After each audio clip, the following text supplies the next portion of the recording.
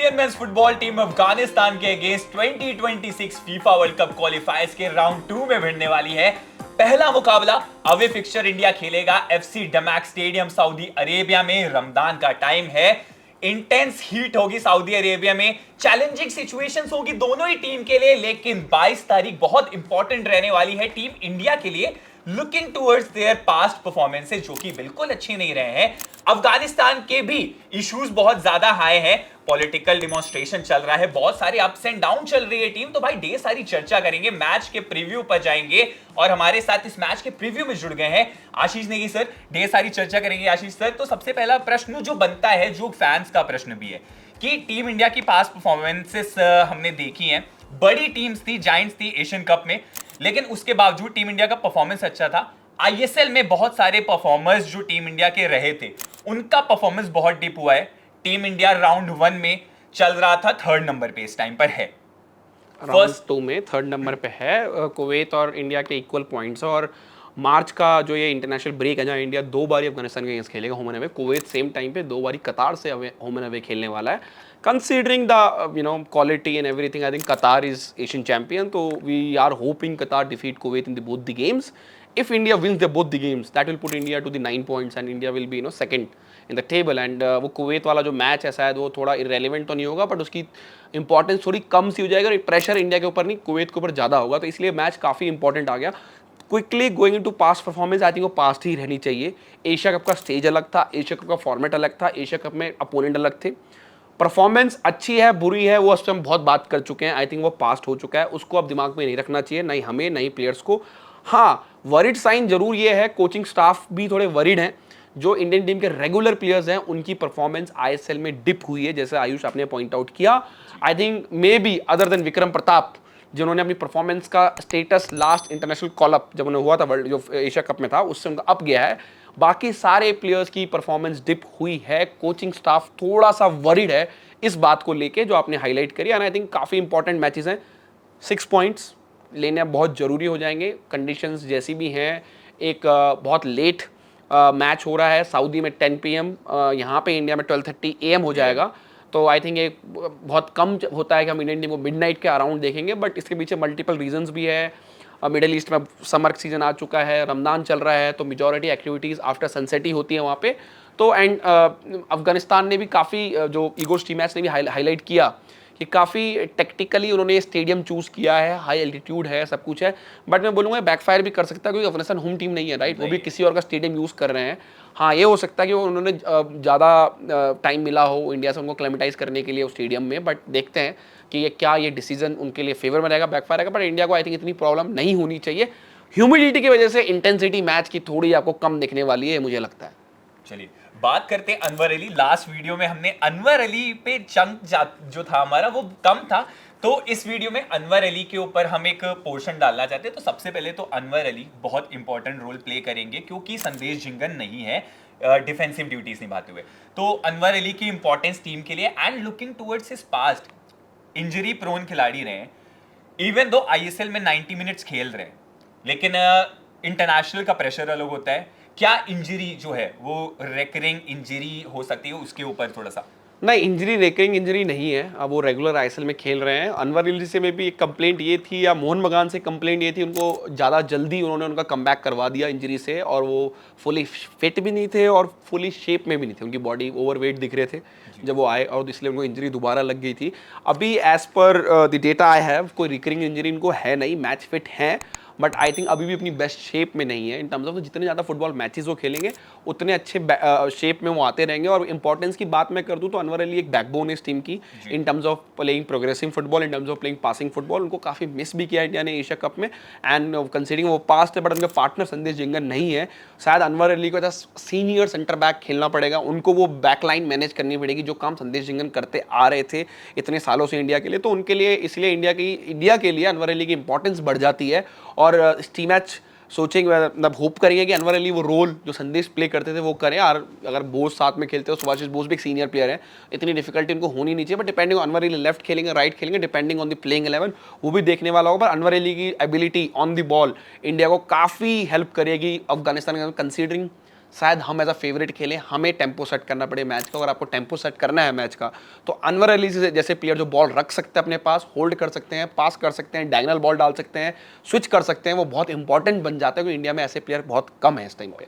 Exactly and even अगर हम ISL भी देख रहे हैं 90 मिनट्स प्रॉपर खेल रहे हैं तो ऐसा इंजरी कंसर्न्स तो देखो, जब भी कोई प्लेयर एक मेजर इंजरी लगती है, एसीएल लगती है या कोई मसल इंजरी है या कोई भी एक मेजर इंजरी है, उसमें चांसेस बहुत हाई होती है प्रोबेबिलिटी कि आपकी रिकरिंग कुछ और उस क्योंकि आपका नी में इंजरी है फॉर एग्जांपल, आप राइट, आप नी की रिकवरी कर रहे हो, सारा फोकस आपके नी पे है।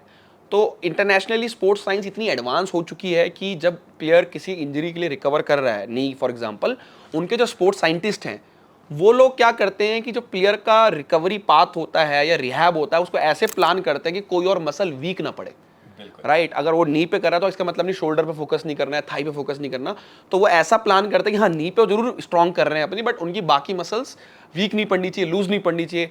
सैडली हमारी स्पोर्ट्स साइंस अभी इतनी एडवांस नहीं हुई है कि हमारे प्लेयर्स को एक बेस्ट रिहैब अपॉर्चुनिटी मिले, इसलिए कई बार ऐसा होता है कि हमारे प्लेयर इंजरी से आते हैं, वो दोबारा इंजरी लग जाती है। और आपको अभी रिसेंटली खेलनाओं ने एक एक्सक्लूसिव भी निकाला कि हमारे जो हमारे स्पोर्ट्स साइंस थे, head of sports science and medicine eight AFF unqualified निकले हैं। एक डॉक्यूमेंट है जो दिल्ली हाई कोर्ट में एएफएफ ने सबमिट किया है, तो आपके पीछे आप वो भी रीजन डाल सकते हो, बट अभी भी इंडिया में, ये क्रिकेट में भी देखा गया है, बाकी स्पोर्ट्स में भी देखा गया है, रिहैब प्रोसेस इतने एडवांस नहीं है जितने एडवांस बाहर है, क्योंकि वो रिकवरी जो पाथ है प्लेयर का इतना क्लियर नहीं है जितना होना चाहिए। तो आई थिंक अब होप करते हैं कि रेगुलर खेल के अनवर अली यार तो उनको कोई प्रॉब्लम नहीं होनी चाहिए इंजरी की वजह से। तो अनवर अली पे मेरे ख्याल से अच्छी खासी चर्चा हो गई है। डिफेंस से आते हैं मिडफील्ड पे, जिक्सन सिंह आ गए हैं वापस, तो मिडफील्ड में टीम इंडिया का अप्रोच एंड फॉर्मेशन किस तरह का रहने वाला है मिडफील्ड में इंडिया का? I think 4-2-3-1 he C match खेलेंगे, मुझे लगता है कोई रिस्क, कोई फॉर्मेशन चेंज उनको नहीं करना चाहिए। जिक्सन के आने के बाद ऑप्शंस बहुत बढ़ जाते हैं। हाँ। और कुछ प्लेयर आउट ऑफ फॉर्म भी है उस मिडफील्ड में, अनुरोध थापा की बात कर लें आप, ब्रेंडन की बात कर ले, ब्रेंडन चांसेस जरूर क्रिएट कर रहे हैं बट उनकी फॉर्म वैसी नहीं रही है इंडिया के जैसे पहले हुआ करती थी। सहल वापस आए हैं, सहल एशिया कप में कुछ मिनट्स उन्होंने जरूर खेले लास्ट मैच में, बट वो पूरे एशिया कप में अनफिट थे। तो मिडफील्ड का देखो, बेस्ट कॉम्बिनेशन चूज करना या कंडीशन के हिसाब से चूज करना डिपेंडिंग ऑन क्या आप कर सकते हो। आइडियली जिस मैच में इंडिया को डोमिनेट करना चाहिए, मैं बहुत टाइम से एक मिडफील्ड ट्रायो देखना चाहता था, मुझे नहीं लगता अब हो सकता ऑन पेपर या स्टी मैच को ट्राई करेंगे। ब्रेंडन, अपूया एंड सहल, उसमें सहल और ब्रेंडन को बहुत मेहनत करनी पड़ती, हार्डवर्क करना पड़ता, क्योंकि आप एक ही डिफेंसिव मिडफील्डर से खेल रहे थे। जहां पोजीशन रखते हो आप चाहोगे कि आप ज़्यादा प्लेयर खिलाओ जो पोजीशन में अच्छे हैं, जैसे सहल वन टच बहुत अच्छा करते हैं, ब्रेंडन की पासिंग एबिलिटी बहुत अच्छी है, तो बट वो पॉसिबिलिटीज़ कम है देखने को मिलेगी, but I think double pivot ही लेके चलेंगे ये स्टी मैच। जिक्सन की वापसी से को प्लेइंग 11 में देखने को मिल सकती है, या सुरेश जिक्सन के साथ खेल सकते हैं alongside Apuia. I think Apuia ने अपनी जगह बना ली है एशिया कप में। स्टी मैच ने एशिया कप के दौरान हमें बताया था प्रेस कॉन्फ्रेंस में कि सुरेश एंड अपूया ही दो प्लेयर हैं इस टीम में जो शायद एशिया पे बिलोंग करते हैं उस लेवल पे। तो मुझे कोई डाउट ही नहीं होगा आप सुरेश या अपूया के साथ जाएं मिडफील्ड में, सहल एज अ नंबर 10, या आप अपूया और जिक्सन के साथ जाएं, कंसीडरिंग जिक्सन फिजिकलिटी प्रोवाइड करते हैं, संदेश नहीं है टीम के पास।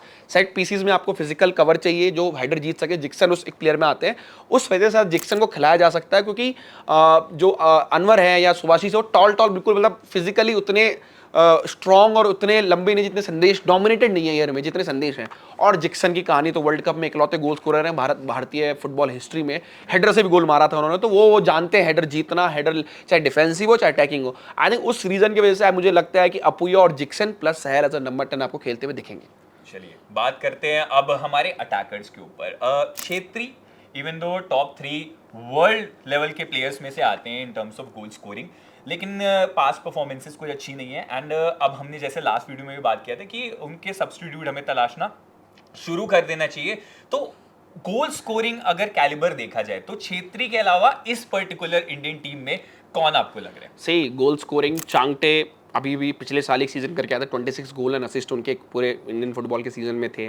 नौरी महेश जो हैं ईस्ट बंगाल के, काफ़ी अच्छे गोल स्कोरिंग फॉर्म में आए हैं पिछले 1.5 साल से, वो भी गोल मार रहे हैं। ठीक है, छेत्री जितने गोल नहीं मारे बट वो रेगुलर गोल मार रहे हैं। विक्रम प्रताप अभी हैट्रिक मार के आए हैं, मनवीर सिंह ने इंडिया के लिए गोल मारे हैं, अनुरोध थापा ने इंडिया के लिए गोल मारे हैं, सहल ने इंडिया के लिए गोल मारे हैं। ठीक है, वो ऐसे प्रोफाइलिक गोल स्कोरर नहीं है, बट शायद वो प्रोफाइलिक गोल स्कोरर का जमाना जाता जा रहा है। बिल्कुल राइट, वर्ल्ड वाइड आप देख लो, अब वर्ल्ड फुटबॉल में आप देख रहे हो मल्टीपल गोल स्कोरर हो चुके हैं हर टीम के अंदर, मिडफील्ड से गोल्स आने लग गए हैं।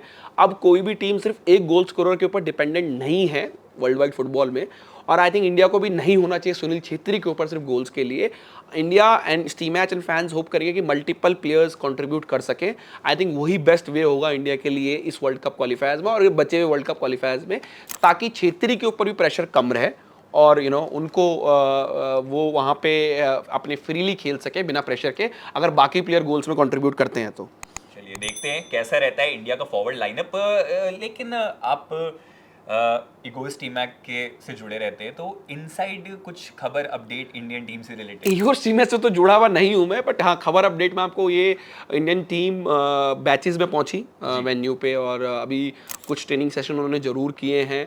कुछ मेजर इंजरी कंसर्न तो नहीं है, बट हाँ कुछ प्लेयर्स का 100% फिट वो प्लेयर भी नहीं है। मैं आपको ये भी बता दूं, जैसे महेश हैं, सॉरी सेंटर बैक मुंबई के सेंटर बैक जो हैं मेहताब सिंह, उनको थोड़ी सी प्रॉब्लम है। एग्जैक्ट प्रॉब्लम क्या है क्या नहीं वो मैं भी डिस्कस नहीं कर सकता। ब्रेंडन ने जैसे एक ट्रेनिंग सेशन मिस किया जब वो ट्रैवल करके आए हैं, कल का आई थिंक उन्होंने ट्रेनिंग सेशन मिस किया था। कल मीन्स आज तारीख क्या हो गई है? 18th है राइट। 17th का ट्रेनिंग सेशन उन्होंने, 19 है, तो 18 का ट्रेनिंग सेशन ब्रेंडन ने मिस किया एज अ हेडेक। तो बट हम ये होप करेंगे बाय द टाइम मैच आता है तो आप सारे प्लेयर्स आपको ये अच्छी कंडीशन में दिखेंगे। उसके अलावा आई थिंक अमिंदर सिंह का एक रिकरिंग इंजरी इशू है जो उनको काफ़ी टाइम प्रॉब्लम करता आ रहा है, वो आपको दिख सकता है। मेहताब सिंह का काफ का कोई इशू है, तो उसके अलावा टीम फिट दिखती है आई थिंक हम लोगों को। बट ज़्यादा चेंजेस की प्लेइंग 11 में, ज़्यादा डेब्यूज़ की, ज़्यादा नए प्लेयर्स की उम्मीद नहीं करनी चाहिए। मैं आपको अभी भी क्लैरिफाई कर दूं, मैंने पिछले वीडियो में भी बात बोली थी। बिल्कुल। हमारे फर्स्ट चॉइस गोलकीपर रहते हैं गुरप्रीत सिंह हमेशा।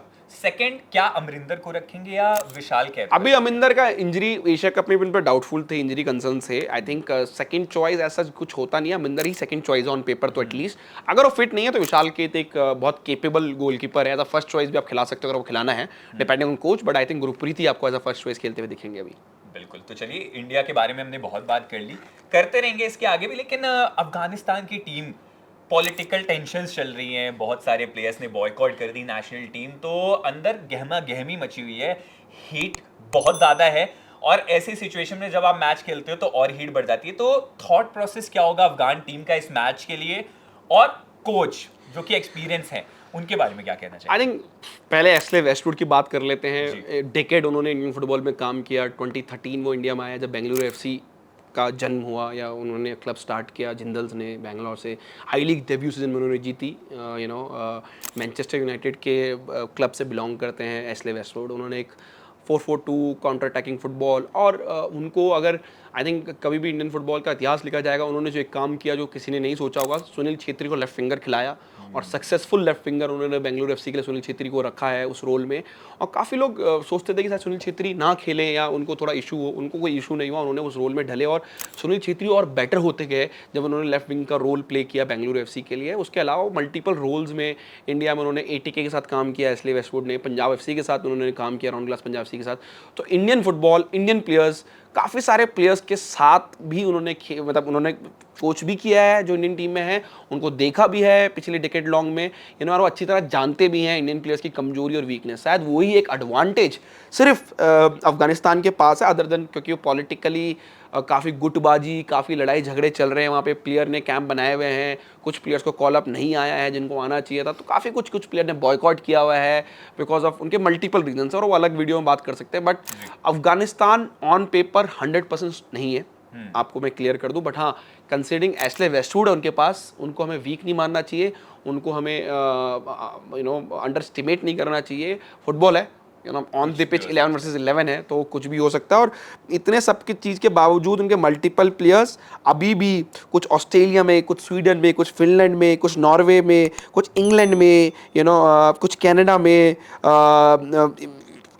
कुछ नेदरलैंड्स में, तो मल्टीपल प्लेयर्स उनके अपनी कंट्री से बाहर ही खेल रहे हैं, बाहर की लीग्स खेल रहे हैं। किस लेवल में है वो अलग बात है, बट हाँ फिर भी वो 100% जरूर नहीं है। बट इसका ये मतलब नहीं है कि हम उनको अंडरस्टिमेट करें और हम इसकी वैल्यू इस मैच की कम करें। बहुत इंपॉर्टेंट मैच है इंडियन फुटबॉल और इंडियन फुटबॉल टीम के लिए। तो भाई हल्के में बिल्कुल नहीं लेना है। इंडियन फुटबॉल टीम वैसे भी अच्छा खेल रही है, तो कोई दिक्कत वाली बात नहीं है। अफगानिस्तान के अगेंस्ट हल्के में नहीं ले, लेकिन इंडिया का प्रिडिक्टेबल लाइनअप क्या होना चाहिए? एक बार प्रिडिक्टेड लाइन से पहले मैं एक चीज़ और बात करना चाहता हूँ। अमीरी जो एक प्लेयर है उनके सेंटर बैक, काफ़ी हिस्टोरिकली आई लीग ISL में इंडिया के लिए खेले हैं। आई थिंक उनके लास्ट 2 मैचेस होने वाले हैं Afghanistan, legend of Afghanistan football हैं, और लास्ट मैच होने वाला है। और मैं एक ट्विटर हैंडल है Afghanistan football observer, Afghan football करके, तो वो कह रहे थे कि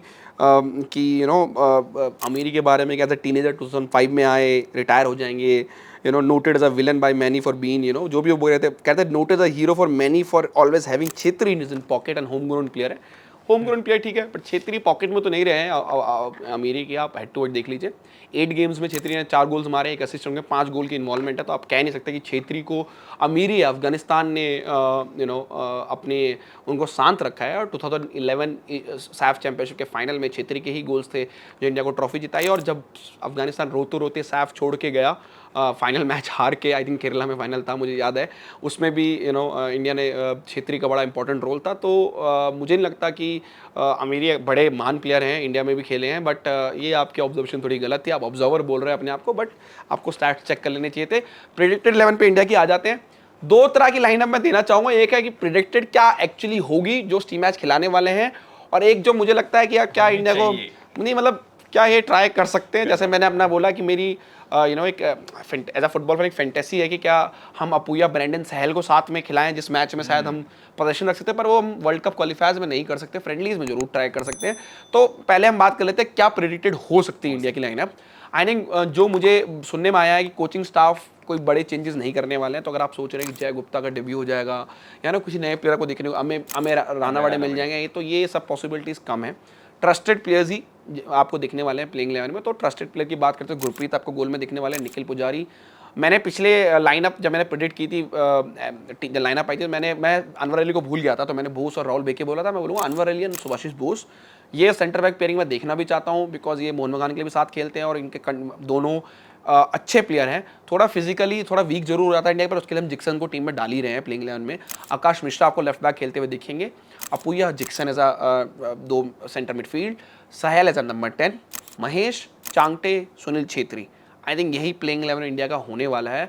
अगर हाँ मुझे मौका दिया जाए, शायद मैं विक्रम को सुनील छेत्री के ऊपर स्टार्ट कराऊं, और हो सकता है कि मे बी अगर मिडफील्ड में आप चेंज कर सकते हो, थोड़े क्रिएटिव थापा या ब्रेंडन या इमरान टीम में है, लेफ्ट फुटेड है वो भी, आई थिंक उनको आप खिला सकते हो। तो बट मेरे हिसाब से अदर देन विक्रम मुझे नहीं लगता कि ज़्यादा चेंजेस होने चाहिए टीम में, बिकॉज चांगटे और महेश रेगुलरली इंडिया के लिए खेल रहे हैं, परफॉर्म कर रहे हैं, और वो अच्छी बात है। आपको कंटिन्यूस उनको चांस देना चाहिए, उनका कॉन्फिडेंस उससे बिल्ड होगा। तो इंडिया की प्रेडिक्टेबल लाइनअप आपने जान ली है, अब जान लेते हैं कि इस मैच का प्रेडिक्शन क्या होगा, प्रेडिक्टेबल स्कोर क्या होगा।